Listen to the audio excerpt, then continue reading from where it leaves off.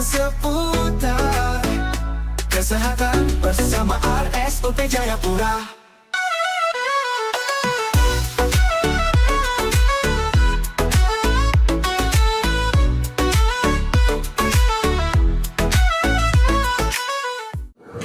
Halo kakak sehat semuanya, kita kembali lagi ke podcast Basuara, bincang seputar kesehatan bersama RSUP Jayapura.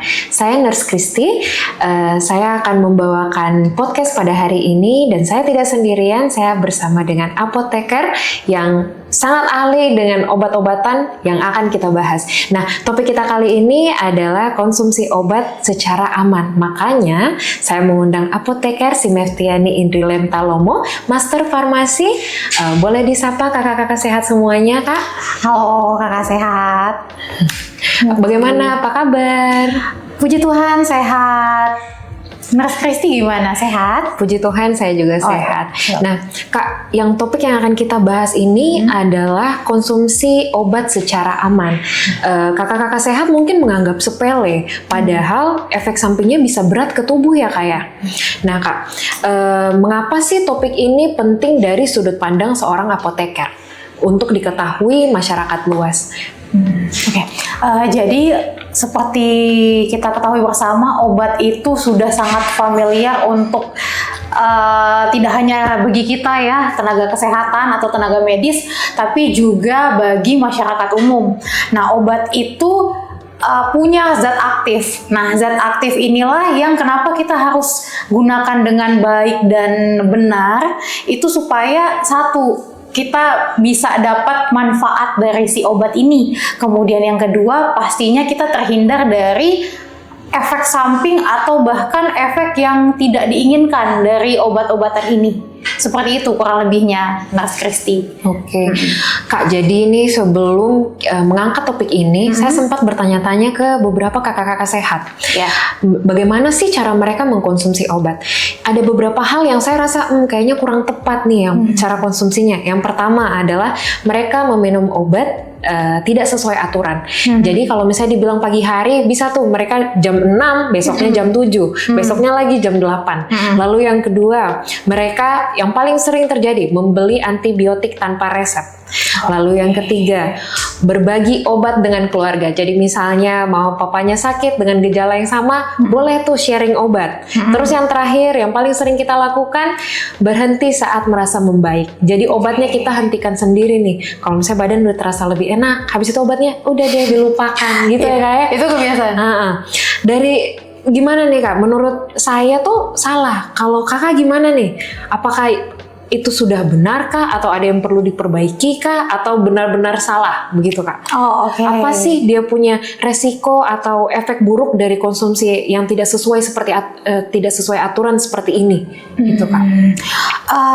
Gini, kalau misalnya obat itu tidak dikonsumsi dengan baik, tentu pasti ada resikonya. Tadi ya seperti saya bilang bahwa obat ini sebenarnya dua mata pisau yang kalau misalnya kita manfaatkan dengan baik, itu kita dapat manfaatnya. Gitu, kita dapat kesembuhan, kita dapat perbaikan tubuh, atau kita dapat mencegah penyakit di tubuh kita. Tapi kalau misalnya kita tidak menggunakannya dengan baik, tidak secara cerdas menggunakannya, nah itu bisa jadi ada resiko-resiko yang timbul. Nah, seperti tadi yang dikatakan, kalau misalnya obatnya misalnya hari ini diminum jam 6 pagi, terus besok diminumnya jam 7 pagi. Sebenarnya kalau misalnya perbedaan jarak obatnya itu tidak secara jauh ya, tadi seperti 1 jam itu, memang biasanya kami agak mentolerir kalau ada pasien yang seperti itu. Tapi kalau kami tetap memberitahukan kepada pasien-pasien atau kakak-kakak sehat semuanya bahwa obat itu baiknya diminum di jam yang sama. Kenapa? Karena kita mempertahankan kadar obat dalam tubuh. Oke. Iya, ketika kadar obat dalam tubuh dicapai dan dia ada terus dalam tubuh, otomatis obat itu bekerja dalam tubuh. Kurang lebihnya seperti itu. Kemudian tadi menanggapi bahwa obat-obatan yang dibeli tanpa resep. Jadi jangan ya kakak-kakak sehat, ya kalau kita beli obat apalagi obat keras ya, obat-obat keras. Jadi itu nggak baik. Satu, nggak baik. Kedua, yang kedua itu bisa jadi obat yang kita gunakan mungkin tidak tepat. Karena memang ada beberapa obat tertentu, apalagi obat-obat yang obat-obat keras ya. Jadi sebenarnya dalam obat itu ada beberapa penggolongan nih, Kak Kristi. Jadi obat itu ada yang dinamakan obat bebas, ada obat bebas terbatas, ada obat keras, dan ada obat narkotika psikotropika. Nah, obat-obatan yang secara obat-obatan bebas yang masuk golongan obatan bebas atau obat bebas terbatas ini bisa didapat tanpa resep gitu ya. Jadi obat bebas dan obat bebas terbatas itu bisa diakses di apotik terdekat di rumah, dekat rumah kakak-kakak sehat semuanya. Tapi kalau misalnya itu sudah menyangkut obat keras, obat dengan ada dot warna merah, kemudian ada huruf K kapital, dan juga obat narkotika psikotropika, itu wajib dengan resep dokter dan didapatkan bisa di apotik, bisa di puskesmas, klinik, dan rumah sakit terdekat. Seperti itu. Nah, kalau misalnya obat keras digunakan dengan dibeli sembarangan, apalagi nih misalnya antibiotik, ya kita udah nggak enak badan sedikit minum antibiotik. Ya, itu kalau misalnya minum antibiotiknya sembarangan seperti itu, yang sudah pasti mungkin ada beberapa yang sudah mendengar tentang resistensi antibiotik. Umumnya kita akan dengar bahwa pasien itu akan mengeluhkan, biasanya saya sudah pakai ini tapi nggak sembuh-sembuh. Nah, itu udah ada sedikit tanda-tanda bahwa udah mulai, tubuh kita udah mulai membangun kekebalan terhadap obat tertentu. Seperti itu. Nah, kalau misalnya tidak berdasarkan resep, ya dibeli bebas obat-obatan antibiotik misalnya, itu kan tidak akan tepat sasaran. Misalnya antibiotik dikonsumsi ketika flu, ya flu itu kan disebabkan oleh virus ya. Jadi kalau untuk antibiotik tanpa adanya infeksi, jadi hanya influenza saja yang disebabkan oleh virus, itu tidak tepat sasaran. Seperti itu. Apalagi tadi yang tentang sharing, ya. Jadi kalau misalnya obat itu sebenarnya sifatnya individual.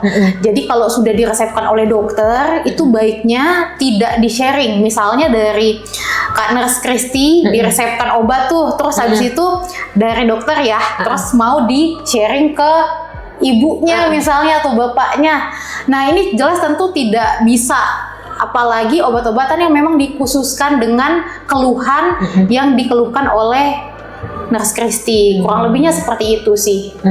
Jadi memang efeknya kalau misalnya kita tidak konsumsi obat secara tepat, ya resiko-resiko itu yang biasanya memang akan terjadi. Baik. Berarti efek sampingnya cukup besar ya kayak sebenarnya dengan konsumsi obat yang tidak sesuai dengan aturan. Seperti yang tadi sempat kakak sebutkan soal resistensi antibiotik.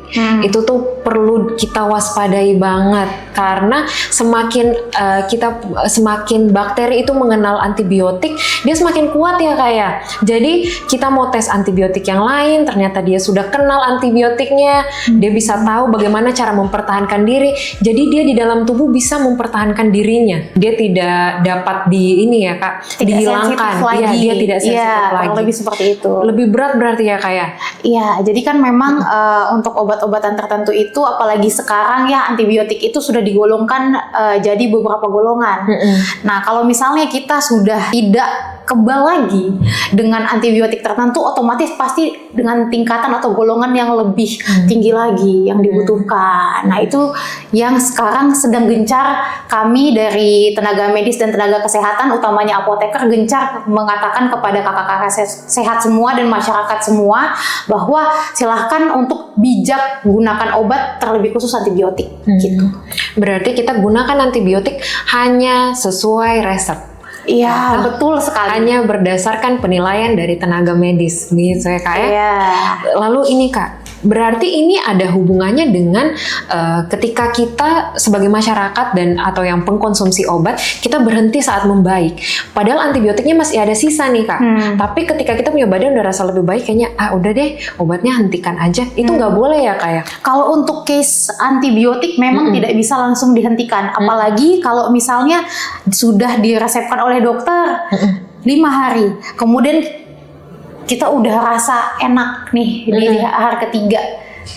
Jadi jangan langsung tiba-tiba di stop ya. Jadi tetap harus dihabiskan sesuai dengan resep yang dituliskan oleh dokter. Seperti itu. Berarti nih Kak, kita sebagai yang mengkonsumsi obat, kita juga tetap harus teliti ya Kak ya. Maksudnya tetap harus menanyakan yang mana antibiotik, yang mana obat yang hanya untuk gejala. Contohnya misalnya demam, itu kan boleh kita paracetamol ya Kak ya. Tapi kalau misalnya antibiotik tetap harus habis ya, begitu ya Kak ya? Iya, wajib habis. Wajib habis, tidak boleh udah enak nggak apa-apa deh bolong 1 kali, nggak boleh Kak. Iya, diusahakan untuk minum sesuai dengan jadwalnya. Ya, jadwal dan habis itu wajib banget, antibiotik wajib habis. Iya. Oke deh Kak.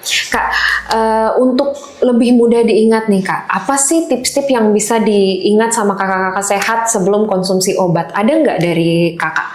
Kalau untuk tipsnya itu sebenarnya kita punya tagline ya dari kami di apoteker atau di farmasi itu sendiri. Itu ada namanya Dagu Sibu. Jadi Dagu Sibu itu singkatan dari dapatkan, gunakan, simpan dan buang obat. Ya, nah untuk dari dapatkan itu adalah di mana teman-teman atau dari kakak-kakak sehat semua itu bisa mendapatkan obat-obatan tadi yang sudah saya jelaskan ya di awal tadi bagaimana tentang penggolongan obat. Jadi seperti obat bebas itu bisa didapatkan di toko obat berizin, sama juga dengan obat bebas terbatas itu bisa didapatkan di apotik dengan di toko obat berizin. Kemudian obat-obatan keras dan obat narkotika itu by resep di tadi apotik bisa, kemudian di puskesmas bisa, di klinik bisa, di rumah sakit pun bisa. Seperti itu. Sekali lagi by resep ya. Kemudian yang kedua itu tadi gunakan. Nah, gimana kita lebih mindful tuh untuk pakai obat. Ya, gimana kita satu tadi tidak sharing obat, apalagi sudah diresepkan secara individual. Kemudian yang kedua, bagaimana kita meminum obat, apalagi tadi misalnya tadi contohnya antibiotik itu untuk dihabiskan sesuai dengan waktu yang diresepkan oleh dokter. Kemudian yang ketiga, bagaimana kita untuk minum obat itu sesuai dengan waktunya. Jadi misalnya kan obat-obatan ini ada yang dikonsumsi sebelum makan, sesudah makan, ada yang saat makan. Nah, biasanya kami dari apoteker itu akan mengedukasi kakak-kakak sehat atau pasien-pasien yang datang konsultasi ke kami itu dengan mengatakan bahwa kakak, ibu, bapak, ini obatnya dikonsumsi yang sebelum makan. Biasanya akan kami kasih beritahu untuk 30 menit sebelum makan atau 1 jam sebelum makan. Nah, kenapa ditentukan seperti itu? Karena obatnya itu bekerja penyerapannya lebih bagus saat perutnya kosong, belum ada makanan gitu.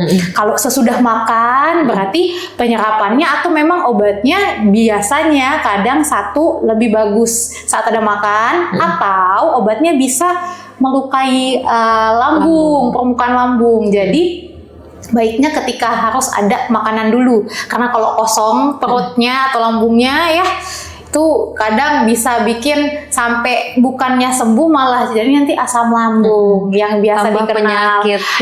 Iya, tambah keluhan seperti itu. Kurang lebihnya sih seperti itu yang untuk menggunakannya ya. Tadi sudah dagu, kemudian C-nya itu simpan. Nah, ini agak tricky soal masalah simpan ini. Kadang biasanya kan kita apalagi yang mobilitasnya tinggi, kadang suka apa ya istilahnya lupa tuh. Kadang apalagi kita yang berkendara pakai mobil. Obat ditaruh di mobil. Ya, mobil itu kan suhunya nggak stabil ya. Nah, obat kalau disimpan di suhu tidak stabil, itu kadang bisa merusak zat aktifnya.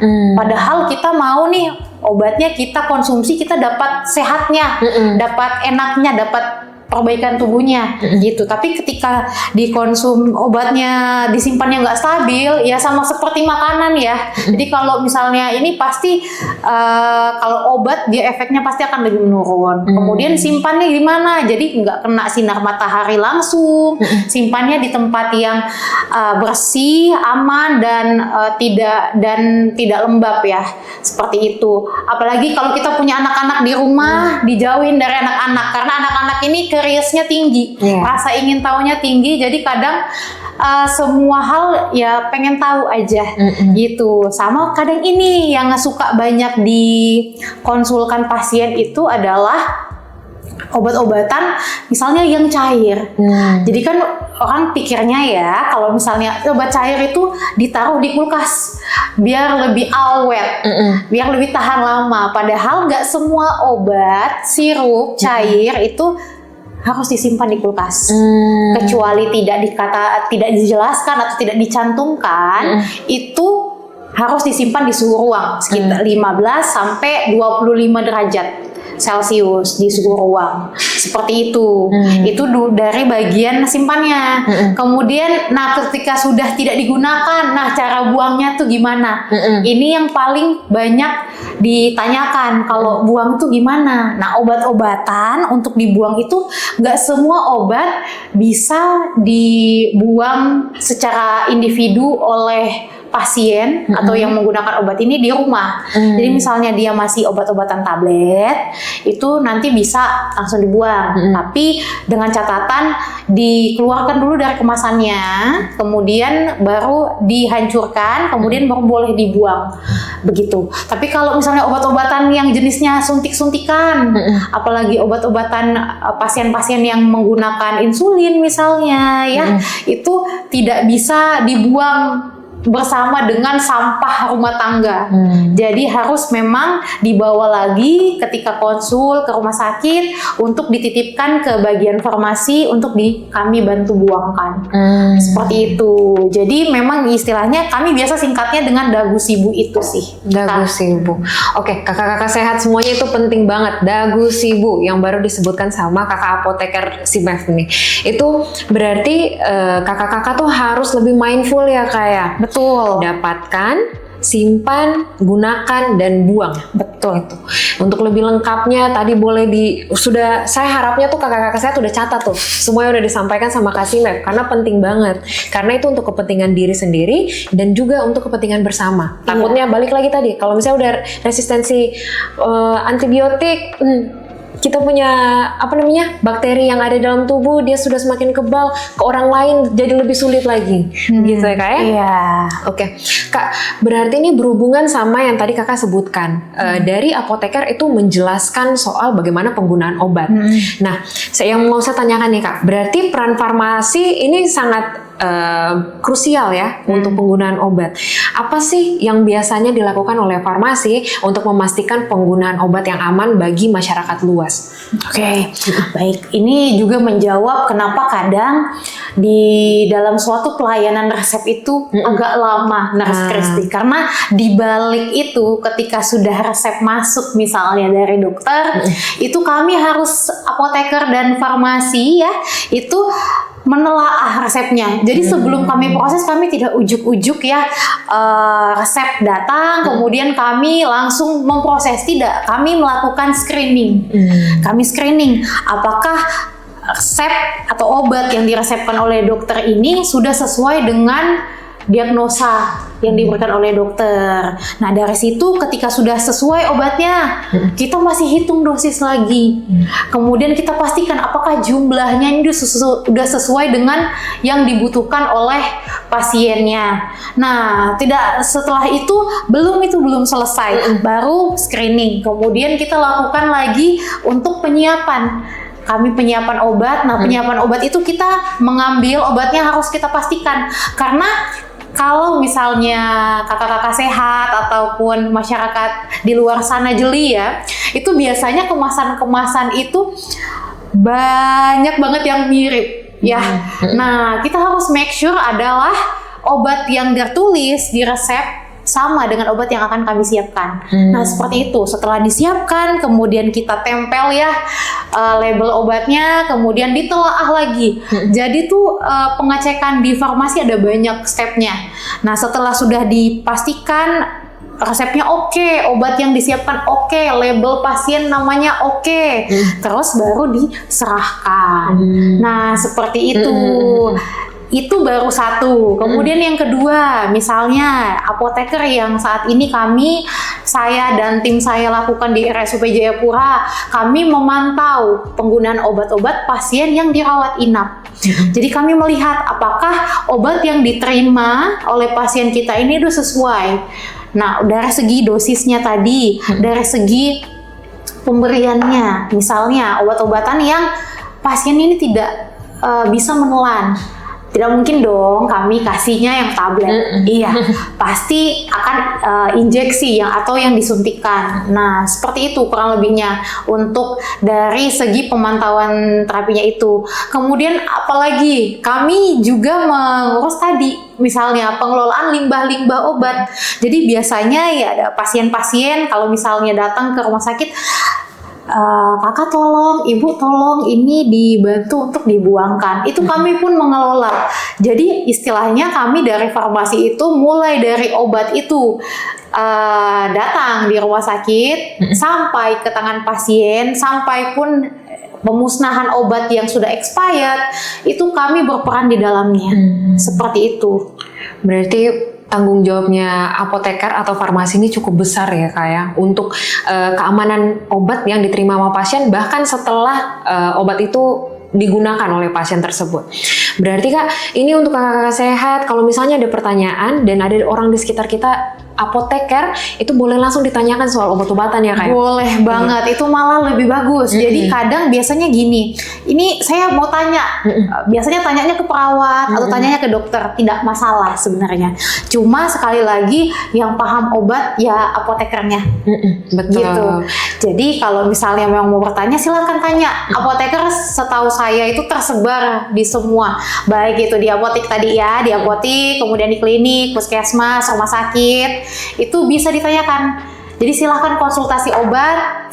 Kami tidak butuh untuk buat janji dengan kami. Jadi silahkan ketika ketemu langsung tanya aja obatnya, seperti itu. Berarti boleh ya kayak kalau misalnya butuh pertimbangan nih, terus ada temennya apoteker, menurut kamu gimana? Itu boleh langsung ya kayak? Boleh langsung aja. Oke, baik. Kak, ini nih tadi kita udah membahas soal pentingnya farmasi dan ada pertanyaan dari kakak-kakak sehat. Yang pertama adalah antibiotik boleh disimpan dan diminum lagi saat sakit yang sama. Boleh kakak? Oke. Ini sebenarnya Kak, pasien pun pasti selalu mayoritas menanyakan ini. Antibiotik itu kalau sudah, sebenarnya ada depannya biasanya. Antibiotik itu kalau sudah enak badan saya bisa dihentikan, tidak. Kemudian bisa saya simpan dan saya gunakan lagi setelahnya. Atau kalau misalnya saya sakit lagi, tidak. Jadi antibiotik itu wajib dihabiskan. Tadi sudah kita diskusi ya bahwa antibiotik itu wajib banget dihabiskan, tidak untuk dipakai lagi berulang. Jadi kalau misalnya memang dirasa bahwa misalnya gini, ada resep atau obat saya punya antibiotik, kemudian saya udah enakan, Nurse Christy lagi konsumsi juga obat yang sama, kemudian Nurse Christy sudah habis nih obatnya yang diresepkan oleh dokter, tapi saya masih punya, terus saya mau sharing pun itu tidak boleh ya. Jadi antibiotik tidak boleh di-sharing ke rekan lain, keluarga dekat sekalipun enggak. Gitu. Berarti kembali lagi ya kayak untuk obat itu tidak boleh di-sharing, dan kalau misalnya sudah habis ya berarti harus konsultasi ulang. Tidak boleh berpikir kayaknya cukup nih gitu. Kayaknya nggak cukup berarti minta sama yang lain gitu, enggak ya? Oke deh. Terus yang selanjutnya nih Kak, ada pertanyaan, kan obat herbal itu kan alami toh Kak, boleh nggak dikonsumsi? Oke. Ataukah harus ada pertimbangan-pertimbangan lain? Kalau dari sudut pandang apoteker gimana Kak kalau soal obat-obat alami yang biasa dibuat sama masyarakat atau yang sudah dipaket-paketin atau yang dalam botol itu gimana Kak? Oke, baik. Jadi perkembangan industri obat di Indonesia itu sudah sangat pesat ya. Untuk penggunaan obat herbal itu sendiri sebenarnya bisa digunakan karena obat-obatan herbal sekarang itu sudah ada banyak jenisnya. Jadi misalnya obat herbal terstandar, fitofarmaka itu sudah ada. Jadi memang sudah ada regulasinya sendiri terkait obat herbal itu. Yang jadi masalah adalah obat herbal yang dikelola sendiri kemudian dimix atau dicampur dengan obat yang dari dokter atau obat yang dibeli di apotik. Nah, itu yang PR-nya. Karena tidak semua obat itu obat herbal ya. Itu aman. Kalau dia sudah terdaftar di Badan POM, itu tentu sudah melalui proses telusur, proses identifikasi, dan ketika sudah diedarkan secara luas itu berarti sudah tentunya aman dalam dosis yang sudah ditentukan di situ gitu. Tapi ketika konsumsi obat herbalnya ini misalnya rebus sendiri di rumah, kemudian mengolah sendiri di rumah ya, apalagi orang-orang tua ya kadang ya seperti itu, kemudian menurunkan ke anaknya. Jadi memang tidak semua obat herbal yang diolah seperti itu ada aman gitu. Apalagi kalau misalnya dicampur dengan obat-obat yang diperoleh tadi, yang diresepkan tadi. Jadi pentingnya kenapa harus konsultasi ke apoteker. Apakah obat yang diresepkan oleh dokter ini bisa dicampur atau dikombinasi dengan obat herbal gitu, karena obat herbal pun belum tentu dia minim efek samping atau nggak ada efek samping dan pasti aman gitu. Oke Kak, berarti nih banyak banget yang kita pelajari hari ini soal obat. Toh, karena kita kadang-kadang nganggap sepele, yang penting minum obat gitu, toh tidak memikirkan gimana sih cara konsumsi yang baik dan benar begitu. Kak, sangat menarik dan masih banyak pertanyaan, tapi sudah waktunya kita tutup. Udah lama ya kita cerita. Sudah cukup, dan saya harap kalau misalnya ada kakak-kakak sehat, kalau misalnya masih ada pertanyaan, boleh langsung di kolom komentar. Nanti bisa dibalas sama kita punya apoteker, gitu ya Kak? Boleh ya Kak? Boleh. Kak, untuk sebagai penutup, bolehkah semangati kakak-kakak sehat untuk konsumsi obatnya secara baik dan benar? Oke. Halo kakak-kakak sehat. Jadi silahkan konsumsi obat dengan cerdas. Karena obat itu dua mata pisau. Kapan kita menggunakan dengan baik, tentu kita akan dapat manfaatnya. Tapi kapan kita tidak menggunakan itu dengan baik atau tidak secara tepat, maka efek samping lah yang akan yang bisa jadi kita dapatkan. Seperti itu.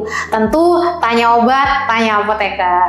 Oke, terima kasih atas waktunya Kasih Map. Iya. Saya berharap kakak-kakak sehat. Ini sudah penting banget. Yang poin-poin penting harus dicatat dan diaplikasikan. Jangan cuma dicatat ya, gitu ya Kak ya? Iya, betul. Terima kasih atas waktunya Kasih Map. Kakak-kakak sehat, sampai jumpa lagi di podcast Basuara di lain waktu. Dadah. RSUP Jayapura, care for life, care with love. Basuara, bincang seputar kesehatan bersama RSUP Jayapura.